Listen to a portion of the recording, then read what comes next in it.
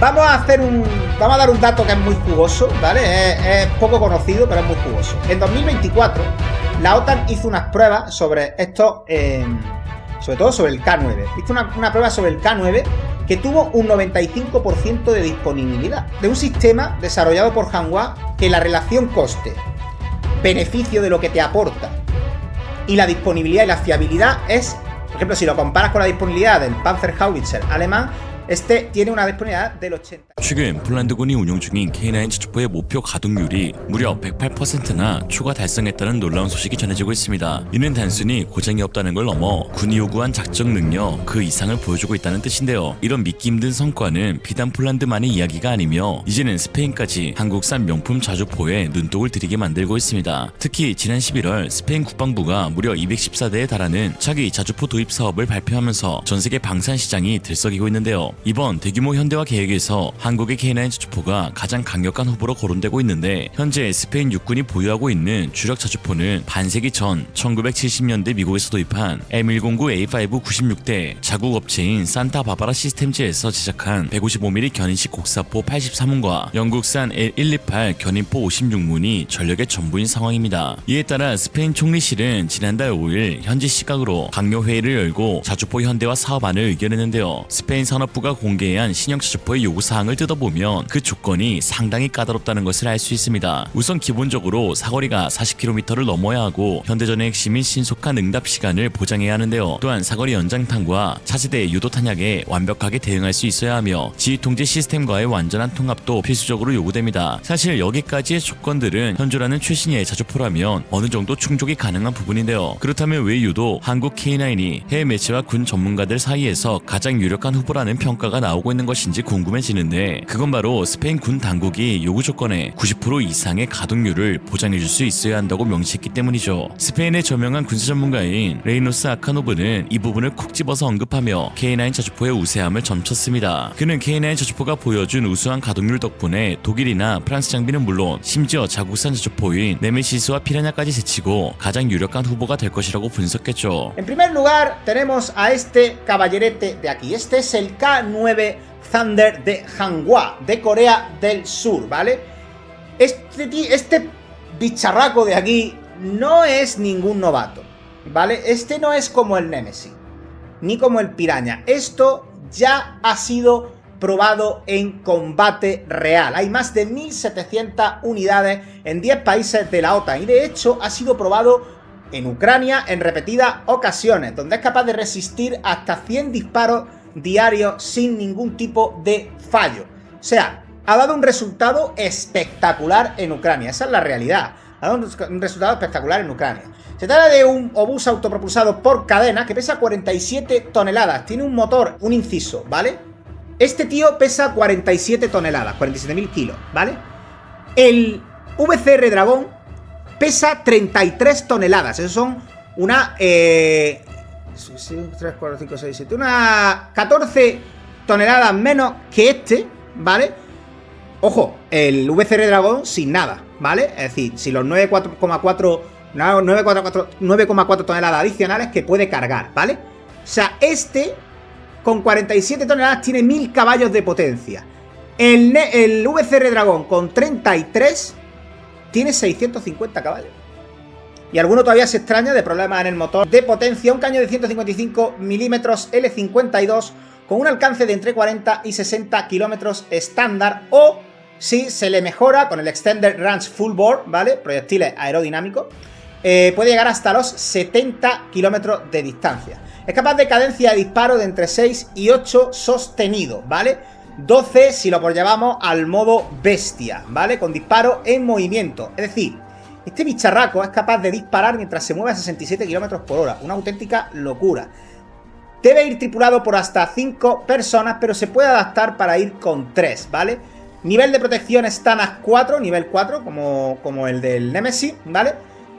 Además, especial contra minas y contra drones, ¿vale? Cuesta entre 3 y 5 millones de euros la unidad. Bastante más barato, ¿verdad? Que el Piranha. Una cosa interesante es que Hanwha, si le compras este cacharrito, te ofrece la posibilidad de un cañón L58 de 9 metros. Es decir, para llegar hasta los 80 kilómetros de distancia. En el caso de Estados Unidos lo rechazó por desgaste, pero Corea lo puede producir desde el año 2025, me refiero al tipo de cañón, coreano. Tenemos ahora el Panzer PZH-2000, Panzer Haubitzer, cañón autopropulsado blindado en alemán, de KNDS Rheinmetall. Este es, sin duda, el pick de la tecnología europea. 400 unidades vendidas ya a 9 países. Si comparamos muy rápidamente, el K9 sin duda gana por coste y robustez off-road, Es ideal para llevártelo a Sierra Nevada, aquí en Granada, o al desierto saharaui. Te lo puedes llevar donde quieras. Por otra parte, el Panzer alemán, este que vemos en imágenes, el Nemesis y el Piraña destacan por su integración local y su capacidad de fabricarse en España a un 90%, pero no tiene experiencia real en combate, ¿vale? Hay un riesgo alto, como el Donald alemán de 2010, ¿vale? Que nadie llegó a comprarlo. Un riesgo alto de que le ocurra eso a estos dos cacharros, ¿vale? Vamos ahora en la siguiente sección a la sin guiados. Todos tienen más de 40 kilómetros, que era, recordad, uno de los requisitos que había puesto el ejército de tierra. Velocity Control Tail Tandem, un proyectil coreano, puede llegar hasta los 80 kilómetros, lo que hemos mencionado antes con el cañón especial de Hanwha, ¿vale? Vamos a dar un dato que es muy jugoso, ¿vale? Es poco conocido, pero es muy jugoso. En 2024, la OTAN hizo unas pruebas sobre estos, sobre todo sobre el K9. Hizo una prueba sobre el K9 que tuvo un 95% de disponibilidad de un sistema desarrollado por Hanwha, que la relación coste-beneficio de lo que te aporta y la disponibilidad y la fiabilidad es, por ejemplo, si lo comparas con la disponibilidad del Panzer Haubitzer alemán, este tiene una disponibilidad del 85%, ¿vale? Pensad que el mantenimiento de este es muy pesado y muy complicado. Si nos pusiéramos a lo específicamente técnico, lo ideal sería un 80% adquirir este K9 sobre cadena y un 20% el Piraña sobre rueda, ¿vale? Eso sería la mezcla, en teoría, mi opinión, ¿vale? En la penúltima sección os voy a dar en el Nemesis y en el Piraña tenemos un bajo riesgo logístico. Al final se hacen y se fabrican en España. Por contra, algo como el K9 surcoreano ya está probado. Es muy barato y es muy exportable, ya que Hanwha, de hecho, compró 360 unidades por 5.000 millones de euros, superando a Francia en el contrato, si no me equivoco. Luego tenemos el Panzer Haubitzer. Este es el rey del fuego. Este es el que más potencia, más cadencia de disparo, más todo tiene y mejor blindaje. Pero pesa 55 toneladas, chavales. 55 toneladas. ¿Esto lo puedes meter en el A400M? O sea, vamos a pensar un poco con la cabeza. Siempre que hablamos de estas cosas, pensad que esto está destinado a luego a ser transportado. O sea, no vale con coger siempre lo más gordo. Aquí en el ámbito de la defensa no gana el que la tiene más grande. A veces, al final, básicamente, se está intentando girar hacia una soberanía, hacia un liderazgo forzado de Indra. En este sentido, pues lo más probable es que acabemos adquiriendo esto, señores. Creo que esto es lo más probable que pase. Acabaremos adquiriendo el K9 y como mucho, quizá vayamos a adquirir el Piraña para uso de artillería propulsada para el año 2030, porque al final esto bueno, pero esto es descolgar el teléfono, Hanwha, que quiero 180 unidades de tu K9 y las tienes, ¿vale? Así de sencillo. Pues no lo sé, mi apuesta es que al final harán ese híbrido, harán el K9 con el Piraña, aunque yo personalmente hubiera preferido el Nemesis y el Piraña. Pero bueno, ¿qué opináis vosotros? ¿Vale? Dejadme en comentarios, ¿qué creéis que va a pasar al final? ¿Será el K9? ¿Será el Nemesis? Coméntamelo abajo, déjame saber cuál es tu opinión.